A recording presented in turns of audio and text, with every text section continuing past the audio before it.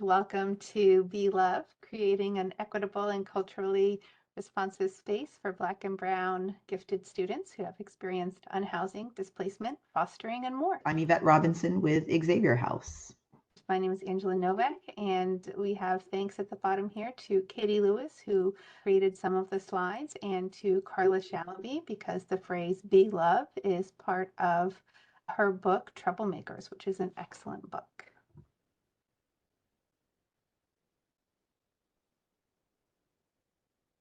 We're going to start with developing a shared understanding. Sometimes we use the word EduSpeak to talk about some of the words that we all use in education, and sometimes we have different understandings of what they all mean. So the graphic at the right is from UNHCR, so that's the UN Refugee Agency.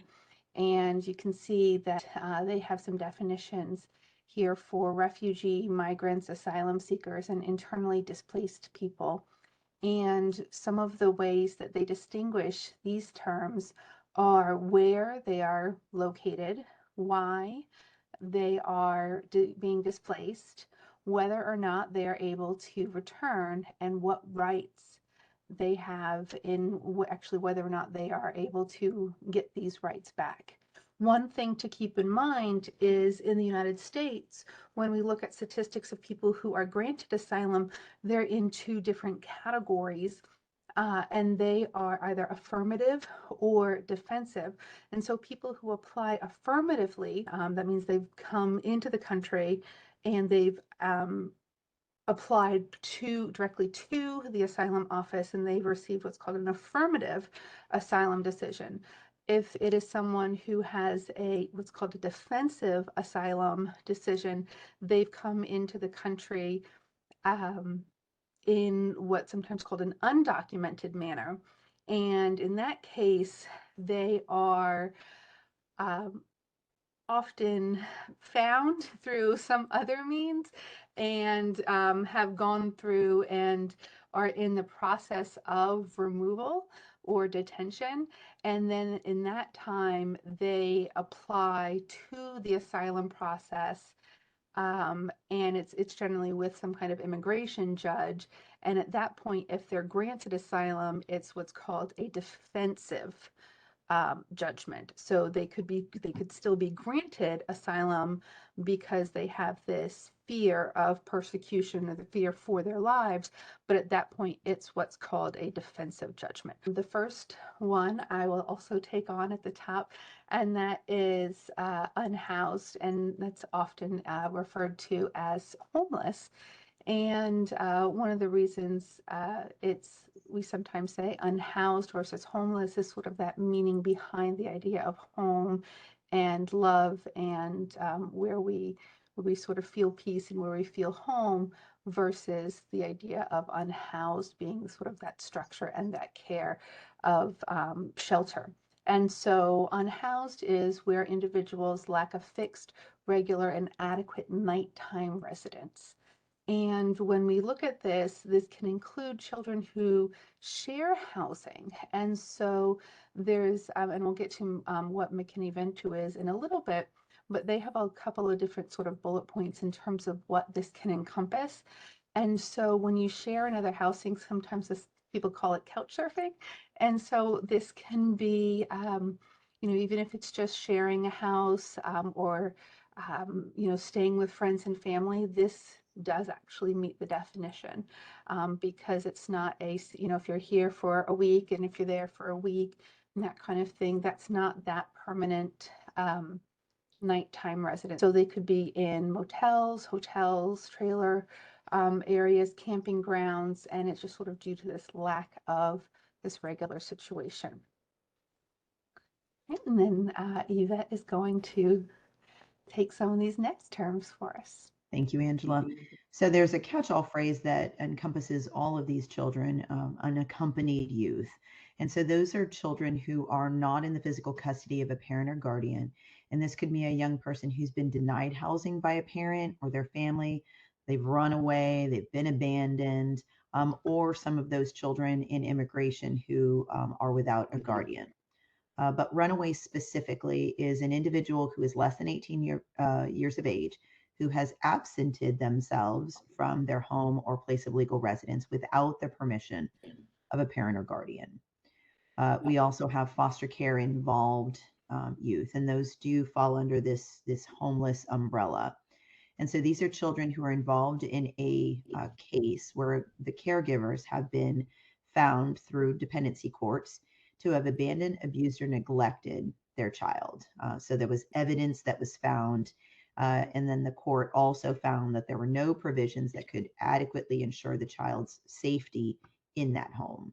So foster care involved children may be placed with a relative, a family friend, or maybe even a licensed foster family or group home that provides for their care until the child can be safely returned back to the parent or to another relative. Angela, you want to do trafficked? Sure. So trafficked, and this is a broad all-encompassing definition because trafficked also includes adults. And so when we talk about it in the case of children, it refers to children, trafficked individuals that are 18 years and younger. Because trafficked, and this is based on United Nations definitions, involves three pieces. And those pieces are the act of recruitment, so bringing them into the situation. So it's recruitment, transportation, transferring, harboring, or gaining the people. So there's the actual act of the trafficking, act of the recruitment. The means, and this is how the people are getting involved, the trafficked individual. And so this is, a lot of people sort of assume it's always kidnapped or against their will. And yes, in a way it is, but it's not always, you know, handcuffed and kidnapped in sort of that way, but it's through threat, coercion, feeling like they don't have a choice often. So Manipulation. manipulation, exactly. And then the purpose. So there's the act, the actual taking of the person, the means, the threat, the force, the coercion, and then the purpose. And that is exploitation. That is getting the person to do something that they ideally, that they really would not always do. Sort of take a big picture of some of the displacement statistics. When it says 1.4 million new claims for the United States being the world's largest recipient, that's specifically asylum applications. Turkey actually has the largest number of refugees worldwide in terms of who houses the most. That's 3.8 million. The United States last year accepted 25,000 refugees. Our cap was actually 125,000. And so even though President Biden raised the cap, we only accepted 25,000. And so again, this year the cap is 125,000. Now, that is a pretty stark contrast to the previous administration where we accepted 11,000. And so it is a jump. The previous administration also lowered the cap substantially in terms of how many we were allowed to accept. But it is, so it is growing. And the application process generally takes about 18 months to 2 years to fully vet a refugee. So it takes a significant amount of time to go through the process. 2021, at the end of the year, there were 89.3 million forcibly displaced individuals in the world. And you can see Syrian Arab Republic, we have Afghanistan, Yemen, Myanmar, and then Somalia, Ethiopia, South Sudan, Mozambique, Democratic Republic of the Congo, Central African Republic, Nigeria, Burkina Faso and Mali, Chad, Sudan, and then Nicaragua and Venezuela as the countries represented in terms of conflict. And so that was the 89.3 million. With the Ukraine, it pushed the number over 100 million. So the McKinney-Vento Act is an act that is for unhoused populations. And this is, and we talked about it a little bit before when I was sharing the definitions of unhoused. And it is it authorizes what's called the Education for the Homeless Children and Youth, which is the EHCY program. And it's the primary piece of legislation that helps children and youth in terms of education and for students that are experiencing homelessness. The last time it was reauthorized was in 2015 with the Every Student Succeeds Act. And what it does is it requires schools that they allow students, and the wording is when it is in the student's best interest, which is a little ubiquitous to be honest, but when it is in the student's best interest, that they have the right to remain in their school of origin. And so if their unhoused status requires a move, that they're allowed to stay at their school of origin. Or if it's in the student's best interest to change schools, that they can immediately be enrolled in the new school, even if they don't have the records for enrollment. And so normally when we enroll in a school, we have to have a water bill or something that shows proof of residence. McKinney-Vento supersedes that. Of unhoused students must have access to any of the programs and services that they're eligible for. So that is exceptional children programs, preschool, nutrition programs, or multilingual programs, and gifted and talented programs. Anything that they are eligible for carries with them. And so that's a really important aspect of it. ICWA is the Indian Child Welfare Act, protect the best interest of Indian children, and this is how it's worded in the act, and to promote the stability and security of Indian tribes and families by the establishment of a minimum federal standards for the removal of Indian children and placement of such children in homes which will reflect the unique values of Indian culture. And what it does is it provides guidance in terms of handling of child abuse, neglect, adoption, anything with relation to Native American children, and sets any kind of standards with regards to the handling of the cases when there are Native American children involved. Do you want to go ahead and talk about ISA? I will. I will. So ESA, or in child welfare, it's frequently pronounced as ESA. Outside of child welfare and in the school system, it's often pronounced as ESSA, but it's the Every Child Succeeds Act. And it was a comprehensive piece of legislation that covers many areas of education, such as after school curricular, after school activities, mental health, trade programs. And it reauthorized and strengthened the McKinney-Vento Act, and it provided additional guidance and regulations, some technical assistance tools, training and professional development, as well as specific guidance for what's to be done with foster care involved and juvenile justice involved youth that fall under this umbrella of no longer in their home of origin. So, sort of like how McKinney-Vento spelled out for the larger population of homeless youth, it states a plan. It spells out that a plan must include assurances that foster youth be enrolled or allowed to remain in the school of origin unless there's a determination that it's not in their best interest. So in the foster care system, there's typically when a child is being moved to a new placement, which would put them in a new school zone or in a new district, and ESA staffing is held.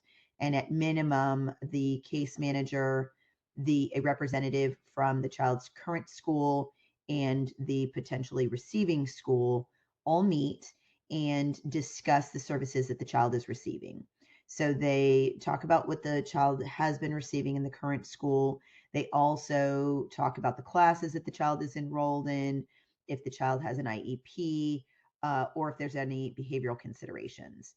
And then based on what the child is getting and what the child could get, the relationships that the child has and the relationships that the child could be making in the new school, a decision is made by that team whether or not to move the child. If discussion about points are various aspects need to happen, but sort of as a group, the team decides if the child should be moved. And frequently there's agreement. Many children move more than 50 miles, and so transportation would be a problem. But if the decision is made that the child remains at their school, they will physically move the child's home to that new placement, and then arrangements will be made to provide transportation. And that's really important for educators and those working in the school system to know about foster children, because that could involve the child getting to school an hour late and be picked up an hour early. And sometimes, unfortunately, that's not communicated through to all of the people working with the child. And although we wish that all of the systems were better connected, it's not unusual for one day a child to be in your class humming along, even in a gifted program, and all of a sudden grades drop, he's coming in an hour late and he's leaving an hour early. And that's actually a scenario where the school sought out information as to what was going on with the child and found out that the child had gone through this move. So that's something always to be aware of. And so ESA also provided provisions to create procedures as to how to navigate that transportation issue. So ensuring that it was cost effective and how immediate that transportation would begin. The enrollment, again, like McKinney-Vento, specifically says that foster children can be immediately enrolled regardless of the records and the documents that they have. As long as they've got that court order that shows that your child is in foster care, they can be automatically enrolled without the additional documentation. Record transfer spells out that the new school must request records from the old school. In the past, records were not well maintained for foster children, especially as some of them may move 5, 10, even 15 different times during their time in foster care. So ensuring that records go with them between districts was very important. And then ESA also establishes points of contact at the state level and at the local level for them to be point people for the foster care agencies, the child welfare agencies. What's nice about this provision, the provisions for foster children, is it spells out extracurricular activities for these children, and that the various districts have to look at what they can do to remove barriers for foster children to be able to participate in extracurricular activities even between their moves. So Awesome, thank you. And there are, all of these are linked, and we're going to share the bit.ly slides so you guys can dig into the specifics of all of these laws on your own time as well. So these three that are linked here for the UN Refugee Agency, they go through some guidelines in terms of refugee children, and there's a link to the U.S. Office of Resettlement and the Department of Education resources. What I really want to highlight is what is shared in what's called a Dear Colleague letter. And it is from the U.S. Department of Education. And it outlines what is required and what can be asked for by the school. And that is that they may require proof of residency, but there's a big list of things that can be provided. They may ask for a social security number, but it needs to be clear that it is voluntary.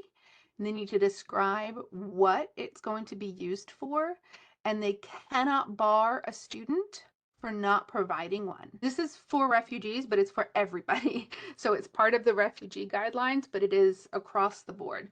You cannot ask about immigration status because it is not necessary to know immigration status in order to establish residency. You cannot bar a student from entering if they don't have a birth certificate, because there's multiple ways to establish a birth, including a signed affidavit from a parent. And then in the same Dear Colleague letter, it actually also specifies about unhoused children. Refugee students can be unhoused. They do not have to provide a proof of residency. School districts must immediately enroll the child, even if they do not have the documents if they state that they are unhoused. You know, my background is 25 years in child welfare. I was an investigator, a case manager. And so reporting was essentially my world. So what's super important to know, yes, there's mandated reporting when you believe that a child has been abandoned, abused, or neglected. And in the state of Florida, we call it the hotline. But it's important to know and establish the clarity that homelessness and poverty in and of themselves do not automatically equal abuse or neglect. So there can be a situation where a child is sleeping in the car with their parent, and that is very different than the young child not being well supervised and wandering down the street and being at risk. So in many situations, a parent who is struggling with poverty is making arrangements to care for the child, but because of bias and different perspectives on what is appropriate care for a child, a teacher or somebody may see that the child is living in these circumstances. It's important to know that yes, teachers, you know, are supposed to report when they believe that a child is being abused. But these issues of families that are unhoused or that need services are really often best addressed with the school social worker, and they can help that family get some services. Additionally, it is appropriate when potentially a school social worker is working with a parent, the parent is actively dealing with substance addiction, or there actual is physical abuse in addition to these other issues that are brought on by poverty, and the parent is resisting. Maybe they're trying to keep the child away from getting services or being in a shelter because there's other things going on. Those would be appropriate for reporting. And Angela, did you want to cover the immigration reporting? Yes, and this kind of goes along with what I was just talking about. And that is that when we enroll students, we don't need to ask anything about their immigration status. And beyond that, actually, when we look at it from NEA, that we don't have the right to share any parental information with any kind of outside entity that comes from a child's educational record. And beyond that, there's actually in another Dear Colleague letter, there is limitations, immigration enforcement in terms of different locations which are considered safe spaces.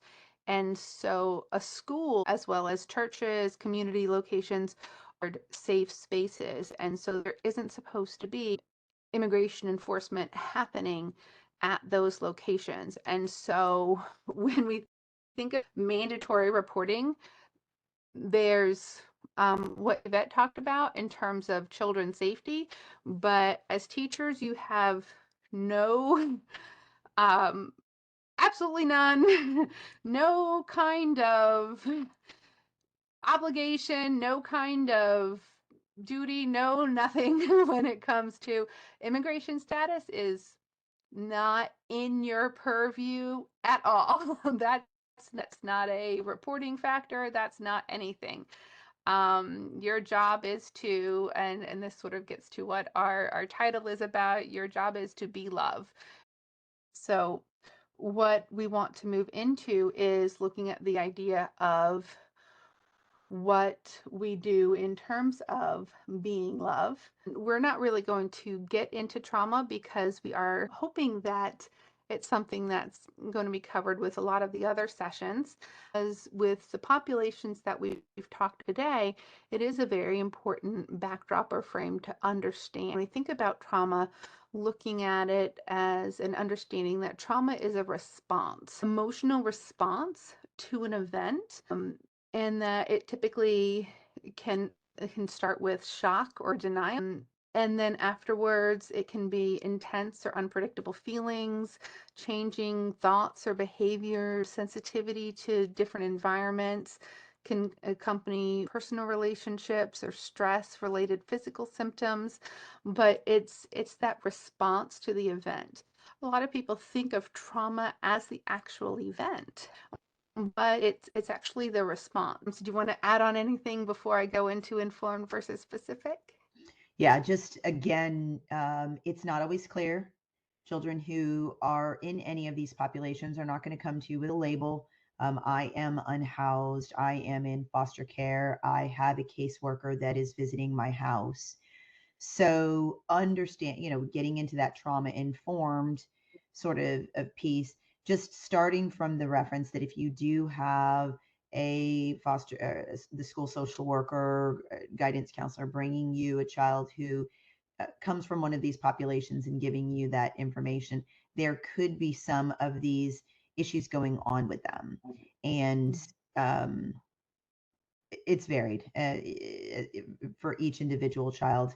You could have a child who's experienced something extremely significant and their response, they understand it very different than another child who experienced a different series of circumstances who took it very hard.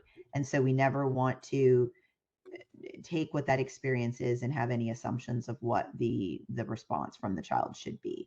Each child is going to respond to that individually, and it really is about getting to know that child and what their needs are while they're with you.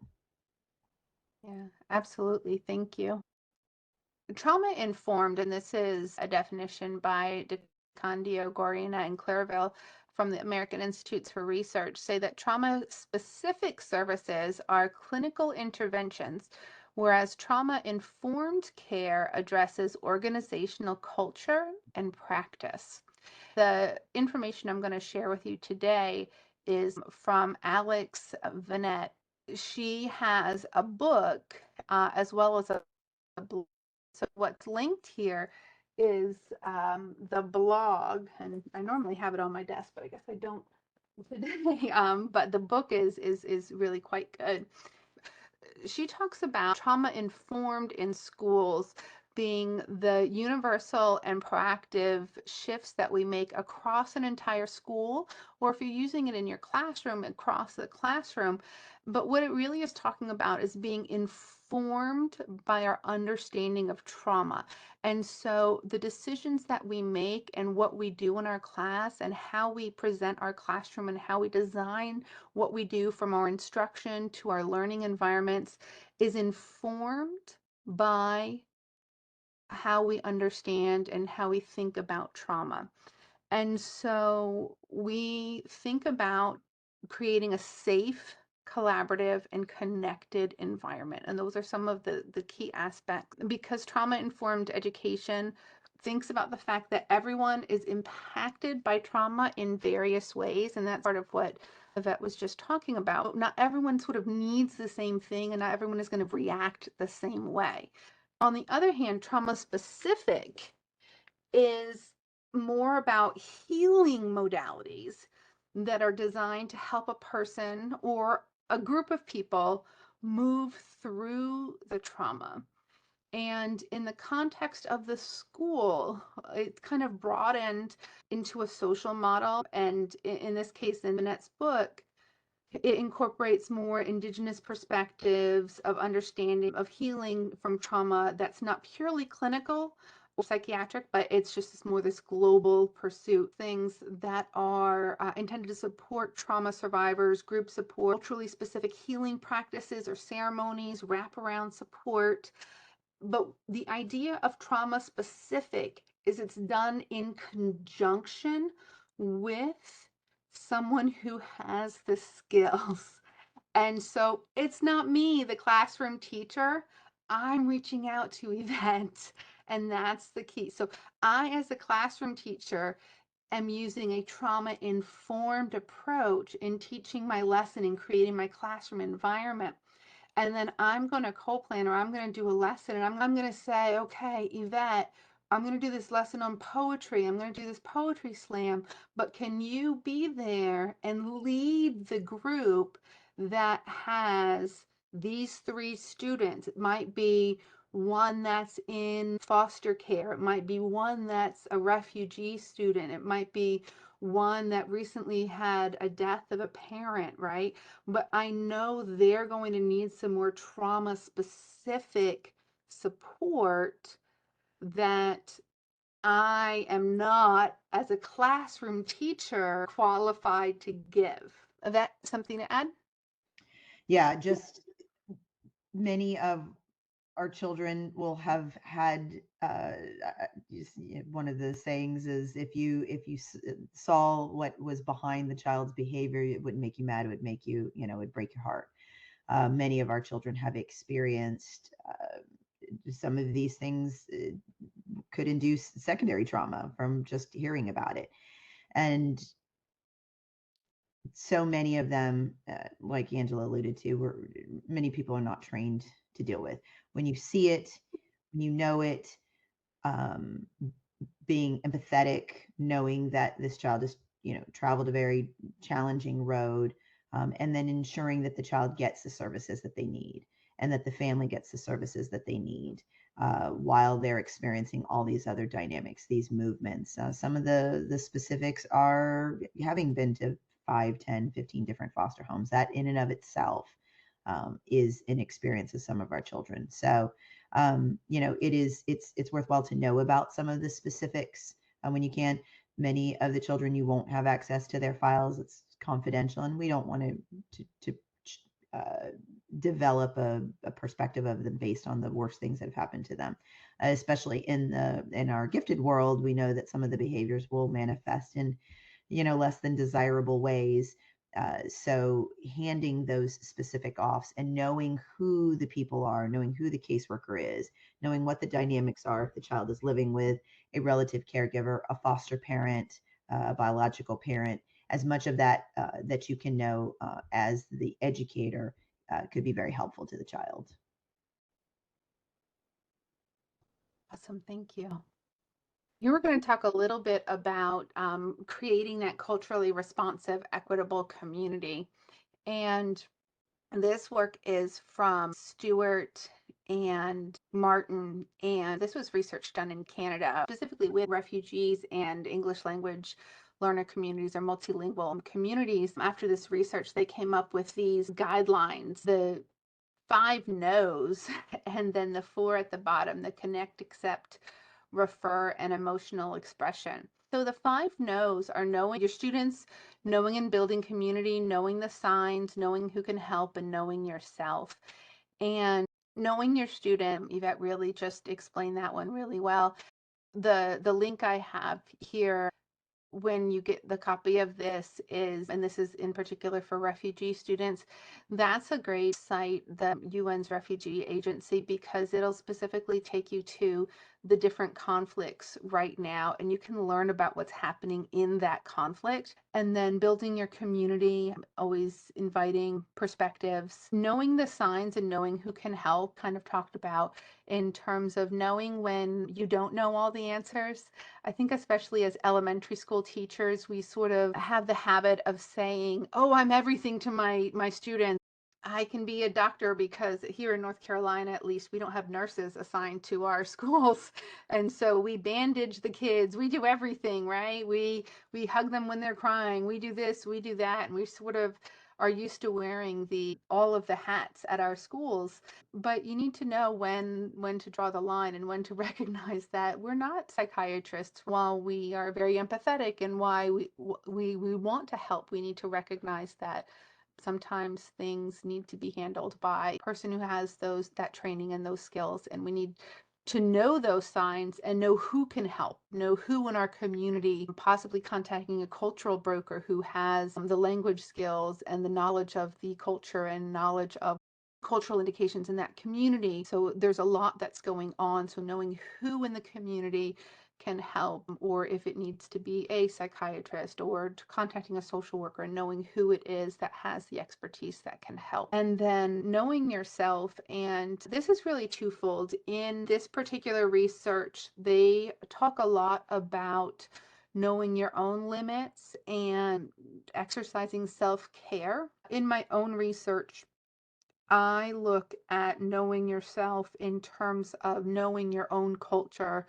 knowing what you bring to the classroom, making sure you're not overextending your own culture in the classroom, and making sure that you recognize your culture. And then connect is connecting with children and families, connecting students to other students, and connecting staff to students. And that's really building that web of community in that culturally responsive, equitable community.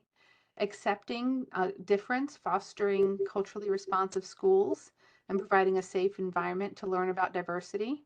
They have a quote that I thought was really interesting. No one rises to low expectations. I think especially with accepting of difference, that having those high expectations for everyone in terms of accepting difference and accepting diversity. Refer, and this is really just going back to the signs and who can help, and knowing that it's okay that you don't know what to do, and knowing when to refer. And then emotional expression. And this is how we help students to learn how to express themselves in a healthy and helpful way. And then these are the different aspects of emotional expression. Each of the different kinds of emotional expression has an example of a activity. Some of them are trauma specific that are done with a licensed clinical therapist or social worker, but a lot of them are classroom activities that you can integrate. The picture is poems for peace, so it would be a poetry activity or storytelling activity. And so the idea is that through creating, through drawing, through painting, through collage, different forms of creative works can be used as an outlet for creative emotional expression within a trauma-informed classroom. Some of the more traditional forms of therapy, such as one-on-one discussion and group therapy, are not always as effective for refugee students because of their background and because of their experiences. Yeah, and with the foster children and the homeless youth, the runaway youth, keeping in mind obviously the activities related to the house, the family would not, it could be triggering for the child. So keeping that in mind when you're planning those activities. If you're asking for family trees, that's also relevant when you're dealing with adoptive children. But under the homeless realm, or children who have moved around a lot, especially if you have a child who's only been in your class for a couple weeks and they've experienced foster care system, they might barely know the family that they're with. They may not know all the names of the children yet who are in the house. So just something to keep in mind. But as we move through all this, and as we move through, K through 12 and into the later years, as we're dealing with children who are getting older, headed into adulthood, first, like we said, there are many children that are aging out of the foster care system. They may become homeless again. So they're sort of preparing for that. In Florida, we do give stipends and support until the children are 20, the young adults are 21. We call that the second aging out, because it's another place where they can become homeless and deal with these issues of uncertainty and stability. So in order to best prepare our students, planning way in advance is how we get them situated where they're not as likely to fall into homelessness, some of those trafficking issues that we've talked about, criminal activity as a means of supporting themselves. If we've prepared them for career post-secondary education, whether that's trades or colleges, we help them. We help them not continue that cycle. But we have to address our own biases first. So in the gifted world, if we're dealing with a child who's exceptionally bright but is homeless, a runaway, if we have those preconceived notions that this child's never going to make it in post-secondary education, that's something we probably need to address in ourselves. And knowing that there are support services that if we do what we can, we increase their likelihood of utilizing those services.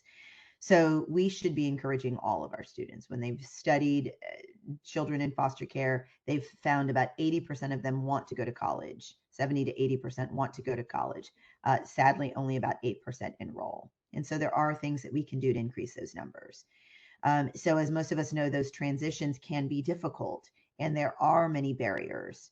And when you add to that trauma, like you talked about, mobility in this homelessness, and then lack of that family support, that statistic of 20,000 kids aging out into the foster care or out of foster care every year is a lot of young people. So the ways that we can help them, October 1st, if I don't know if it's on the calendar of any of you, but I have 2 college-aged kids and I had gone back for another master's degree. October 1st is FAFSA Day.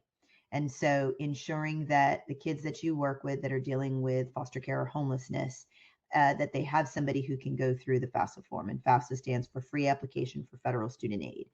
And that's the form that makes them eligible, that they fill out for Pell Grants. Information related to their homelessness or their foster care system involvement makes them eligible for, in many cases, full Pell Grant. So there's a button in the FAFSA application that asks about foster care enrollment. And I would always celebrate that with when we would do the application and my teens would check that box. For many of them, that's $5,000 right there. So making sure that they have access to somebody who can help them fill out the application and they know how to include their homeless status and their foster care status in that application. Also knowing that there are vouchers and grant programs at the federal level and across the nation that are available for homeless and foster youth. So in the foster care system, it's the John H. Chafee Foster Care Program for Successful Transitions to Adulthood, otherwise known as the Chafee Program. And in that program, there are the Chafee Education Training Vouchers. So in that voucher program, grants are offered to states and tribes who submit a plan to assist youth in a wide variety of areas designed to support successful transitions to adulthood. The activities and programs can include, but are not limited to, help with education, employment, financial management, housing, emotional support, and connections. So in the state of Florida, every youth who ages out of foster care gets a piece of paper that covers their tuition until they are 28 years old. So I would joke with the teenagers that to make sure they get that, because it's literally worth its weight in gold. If you can imagine free tuition at any state university up through your PhD is covered through that voucher. Also assisting foster care youth in knowing that the ACT and SAT fees are waived for homeless, low income, and foster care youth. When we have that information, we can provide the students the links and information, get them to the college board. That increases their likelihood of taking the SAT and the ACT to prepare them for enrollment in secondary education.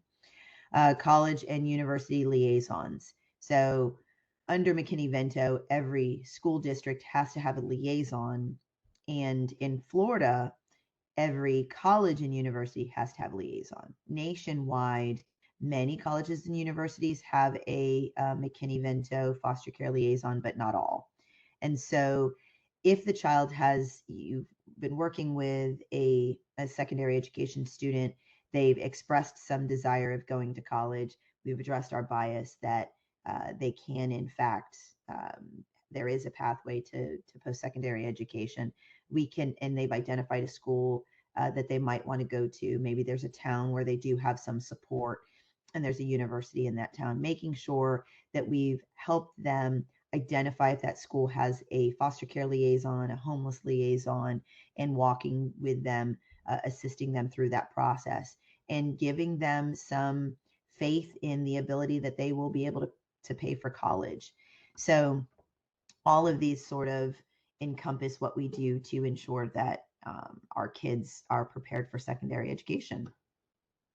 And thank you everyone for joining our session. Please feel free to contact us. You have our contact information here on the slide. You can also access our copy of our slides. There's a bit.ly address here. So it's BB Equity 23. And there is a QR code there that you can scan as well.